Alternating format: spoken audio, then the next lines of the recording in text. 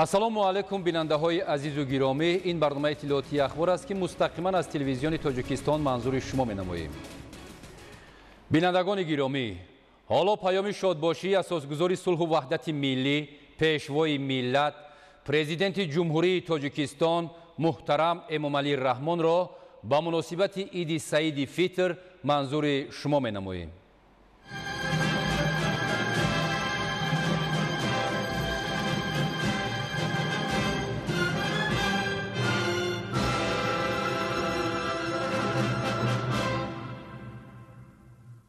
ҳамватанони азиз, ба муносибати ин оини мубораки диниву эътиқодӣ иди Саиди Фитр тамоми мардуми шарифи Тоҷикистон ва ҳамватанони бурунмарзиямонро самимона табрик мегӯям. ба хонадони ҳар як фарди кишвар рӯзгори босаодат ва барои ватани азизамон сулҳу суботи ҷовидона орзу менамоям. дар моҳи мубораки Рамазон ва айёми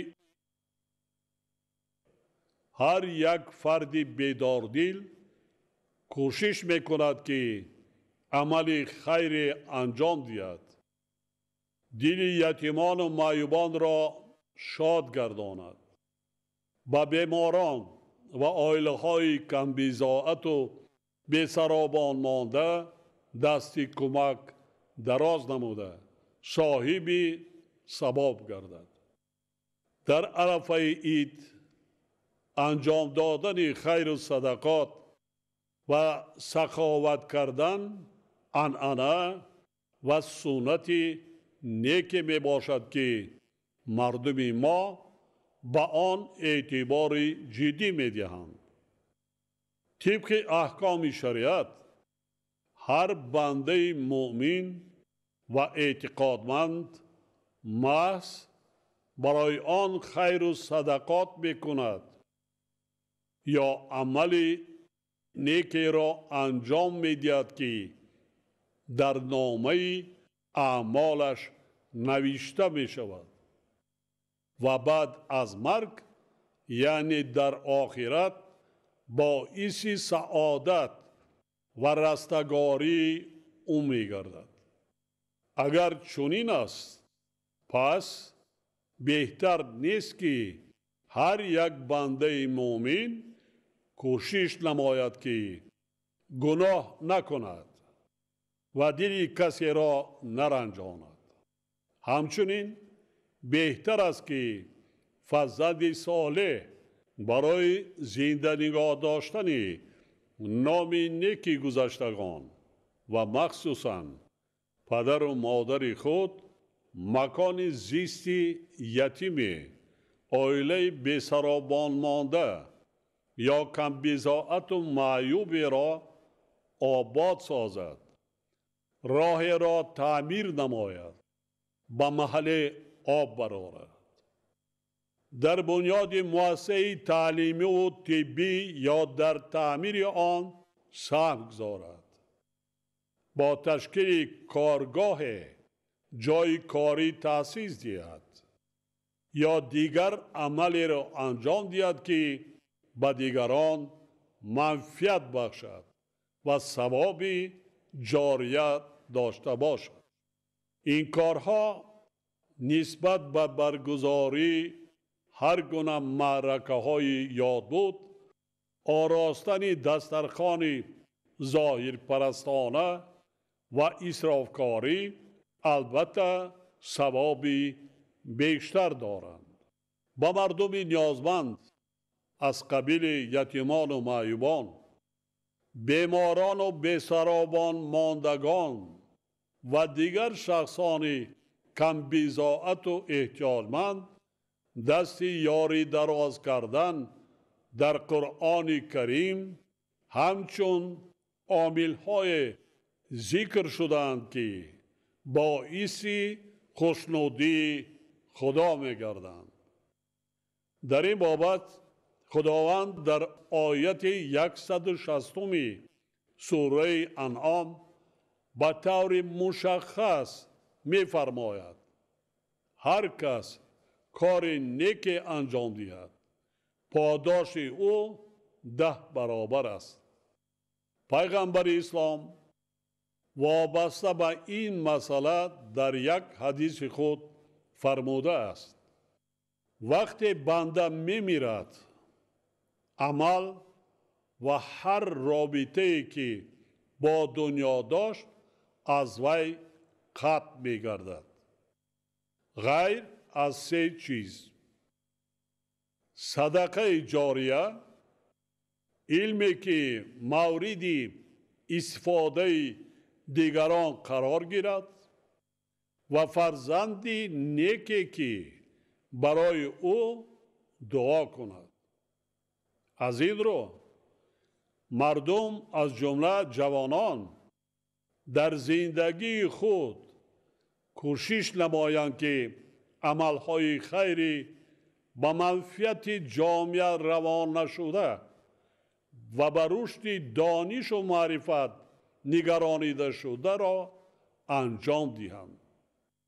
مهمتر از همه به پدر و مادر خود خدمت کنند، رضایت و دعای نیک آنها را گیرند تا اینکه عمر با برکت بینند.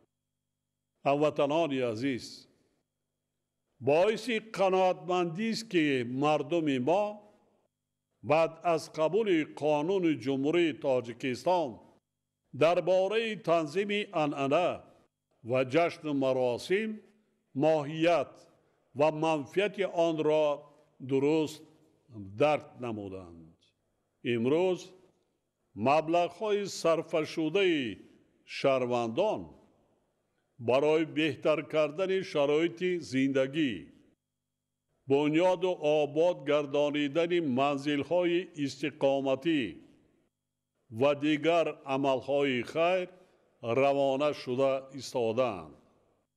گذشت وقت و از جانب دیگر تا رفت مرکب و مشکل گردیدن وضع تأمینات مردم سیاره با مواد غذایی، عاقبت‌های تغییریابی اقلیم، کم‌آبی و خشکسالی در اکثر منطقه‌های عالم از جمله در کشور ما درستی اقدامات در این سمت اندیشیده ما را نشان داده ایستاده است. هموطنان عزیز ما قحطی و گرسنگی شالهای جنگ تحمیلی شهروندی را خوب در خاطر دارند. بنابراین هر یک عائله و تمام ساکنان مملکت را ضرور است که در برگزاری مراسم و معرکه ها از جمله در روزهای عید با زیاده روی و اسرافکاری و نمایشکاری و ریاکاری راه ندهند و در فکر اهل عائله و فرزندان خود باشند. بجای نمایشکاری و اسرافکاری ما باید کوشش کنیم که برای تعلیم و تربیت فرزندانمان شرایط بهترین مهیا سازیم. آنها را با غذای باصفت، سر و لباس و اسباب و اشیای خانیش تامین نماییم. در اندیشه باز هم بهتر کردن شرایط زندگی و ذخیره مواد غذایی برای اهل عائله خود باشیم. تکراراً تأکید می سازم که ما باید بیشتر در فکر تربیت و تأمینات فرزندانمان باشیم. آنها را طور تربیت نماییم که صاحب علم و دانش و کسب و هنر شوند. با دولت و ملت صادق باشند، وطن را صدقاً دوست دارند، اراده مستحکم داشته باشند سرزمین اجدادی خود را در آینده صاحبی و آباد کرده توانند، سازند، بنیاد کنند. برای این ضرور است که تمام جامعه به علم و معارف رو آورند و به تحصیل فرزندان بلندبرداشتن سطح و صفت تعلیم و با سواد و صاحب معرفت گردانیدن نورسان و جوانان اعتبار اولین درجه دهند. ما باید فرزندان ما را طور تربیت کنیم که نامبردار پدر و مادر باشند، آبروی دولت و ملت را در عرصه بین المللی بلند بردارند، نه اینکه باعث داغدار شدن نام نیک ملت تاجیک گردند. چون این رفتار ننگین به شأن پدر و مادر تاجیک و ملت صاحب فرهنگ و باستانی تاجیک مناسب نیست.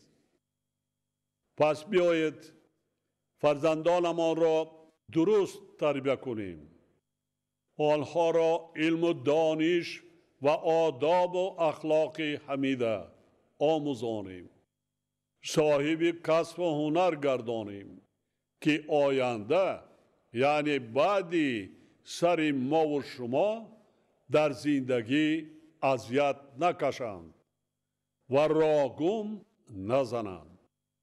بخصوص امروزها که در کشورمان موسم بهار یعنی وقتی کشت و کار است، در قطار کشاورزان فرزندان و اهل عائله خود را به زحمت کشیدن، رویانیدن 3-4 حاصل، زیاد کردن استحصال محصولات و ذخیره مواد غذایی هدایت نماییم تا یگان عائله مردم ما محتاج و دستنیگر دیگران نگردد. یکی از خصوصیت‌های قانون ملی ما درباره تنظیم رسم و آیین‌ها جنبه معنوی آن میباشد. در قانون آمده است که مردم در روزهای عید رمضان و قربان دسترخوان معنوی آراسته با اسرافکاری و زیاده روی راه ندهند. آراستن دسترخوان معنوی، انجام دادن کارهای خیر از جمله زیارت پدر و مادر، خویش و اقربا، عیادت عزاداران، دعا و فاتحه بر روح گذشتگان، نصیحت فرزندان و برای درست هدایت کردن جوانان و نورسان است که از عنعنه‌های نیک و پسندیده مردم ما به حساب می رود. فراموش نباید کرد که عیدهای رمضان و قربان توی نیستند، بلکه یک مراسمی صرف معنوی، یعنی عیادت، زیارت، گرامی داشتی خاطره گذشتگان، در حق آنها دعا کردن و به جا آوردن شکرانه آرامی و آسایش و صلح و ثبات کشورمان می باشند. پدر و مادران به جای آراستن دسترخوان اسرافکارانه روز عید، یعنی به جای خرج و اسراف نمایشکارانه یک روزه، باید در فکر آن باشند که هر روز برای اهل عائله و فرزندانشان فضای عیدانه مهیا سازند تا آنها احساس کنند که هر روز برایشان عید است. اصلا ما مردم تاجیکستان خاک صرف فرزند هستیم، خویش و تبار زیاد داریم و دائم از حال و احوال همدیگر با خبر شدن عادت دیرینه ملی ما می باشد. هر یک عائله در یک سال تا 10-12 مرتبه خویش و تبار و پیوندان خود را مهمانداری می کند. با رعایت آداب و عنعنه‌های ملی تاجیکانه مهمان نوازی کردن آنها برای ما کار ثواب و دارای خیر و واجبات بیشتر نسبت به آراستن دسترخوان عیدانه به حساب می رود. هموطنان عزیز، من در سخنرانی خود روز 9 مارس در ملاقات با نمایندگان جامعه و خادمان دین فکر و اندیشه هایم را دایر به وضع اعتقادی در کشور و راه های حل مشکلات در این سمت جای داشته مفصل بیان نمودم. دولت و حکومت مملکت در اساس کنستیتوسیا و دیگر قانون ها به خاطر تأمین نمودن امنیت جامعه، حفظ ثبات و آرامی، حقوق و آزادی های شهروندان و مهیا کردن شرایط مساعد برای حیات آسایشته مردم از تمام فشنگ و واسطه ها استفاده می برد. همچنین خاطر نشان می نمایم که شهروندان ما خصوصاً نسل کلانسال کشور نباید عاملها و سببهای جنگ تعمیلی شهروندی سالهای 90 عصر گذشته را که به مردم مملکت بدبختی های زیاد آورده بود فراموش سازند. وابسته به این بار دیگر با پدر و مادران محترم، استادان و آموزگاران، اهل زیای مملکت و فعالان جامعه مراجعت میکنم که نسبت به این مسئله ها بی‌طرفی و دورویگی نکنند. با تربیت فرزندان اعتبار باز هم جدی دهند. آنها را بی نظارت نگذارند. با فرزندان خود در هر جایی که باشند رابطه داشته باشند و آنها را همیشه برای درست هدایت نمایند. ما باید با مسئله بلند برداشتن سطح معرفت حقوقی مردممان اعتبار جدی دهیم. در چارچوبه کنستیتوسیا و قانون‌های عمل کننده مملکت زندگی و کار و فعالیت کردن را آموزیم و رعایت مقررات قانون را به عادت حتمی و هر روزه خود تبدیل دهیم.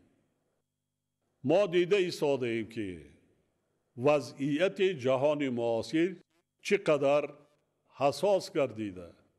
روند از نو تقسیم کنی دنیا، یراقناک شوی با شتاب و مرحله نوی جنگ سرد روز به روز شدت گرفته ایستاده است و کسی پیشگویی کرده نمیتواند که فردا چی می شود. در چنین شرایط نهایت مرکب و خطرزا ما نگذاریم که شهروندان و فرزندانمان بازیچه دستی گروه و قوه های منفعت جو گردند. در رابطه با این کاملا طبیعی است که وضع امروزه جهان ضرورت بلند برداشتن زیرکی سیاسی، درک و احساسی باز هم عمیق ارزش‌های ملی، گسترش خودشناسی و خودآگاهی، توجه و زبان، فرهنگ و میراث تاریخی خلق خود، عنعنه و سنت‌ها و رسم و آیین‌های ملی را به میان گذاشته است. ما باید ارزش‌های جاودانه مردممان را که در طول عصرها تشکل یافتند برای تربیت نسل‌های سازنده و آبادکار حفظ کنیم، استفاده نماییم و به میراث گذاریم. پیش از همه در فکر دولت و ملت خویش باشیم. در نظر داشته باشیم که ملت تاجیک از ازل انسان دوست و تحملگرا بود و نام خود را در تاریخ و تمدن بشری با علم و فرهنگ و ادبیات جهانگیرش ثبت کرده است. ما باید همیشه سرجم و در زیر پرچم ملی خود متحد باشیم. در لحظه های وزنین دست همدیگر را گیریم و به یکدیگر کمک رسانیم. ما باید از صاحب دولتی و صاحب وطنی نعمت‌های استقلال و آزادی، صلح و ثبات و وحدت کامل ملی شکرگزاری نماییم، زیرا محض به شرافت آنها امروز مردم آبادکار و سازنده و وطن دوست و سربلند ما به خاطر رشد منبعده دولتمان با اتحاد و سرجمی و صادقانه زحمت کشیده ایستادند. ما باید همیشه در یاد داشته باشیم که ملت تاجیک در طول تاریخ چندین هزار ساله خود بسیار دوره‌های سخت و سنگین را از سر گذرانیده است. صدها هزار فرزندان آن برای رسیدن به روزهای با سعادت مبارزه بردند و در این راه جان خود را از دست دادند. شکر که ما به استقلال و آزادی رسیدیم و امروز صاحب وطن و صاحب دولت هستیم. ما اکنون دولت بنیاد کرده ایستاده ایم. من میدانم که صدها مشکلات و نارسایی داریم، اما خوب در خاطر داشته باشیم که کسی در اندیشه آباد کردن وطن ما و شما، یعنی خانه ما و شما نیست. فقط و فقط ما و شما هستیم که باید در فکر آبادی و حفظ این وطن باشیم. برای این پیش از همه وقت، زحمت، صبر و تحمل، معرفت بلند سیاسی و حقوقی، اتحاد و سرجمی، اراده متین، ننگ و ناموس و حس بلند ملی داشتن ضرور است. من میدانم که مردم سربلند تاجیکستان این همه را دارند. با امید همیشه پایدار و استوار بودن صلح و آرامی، ثبات سیاسی و وحدت ملی، بار دیگر عید سعید فطر را با مردم شریف کشور و هموطنان برون مرزیمان صمیمانه تبریک گفته به هر یک فرد وطن ایمان و اعتقاد کامل، رزق و روزی فراوان و خانه آباد آرزو می نمایم. عید سعید فطر مبارک باشد همدیاران عزیز. برنامه اخبار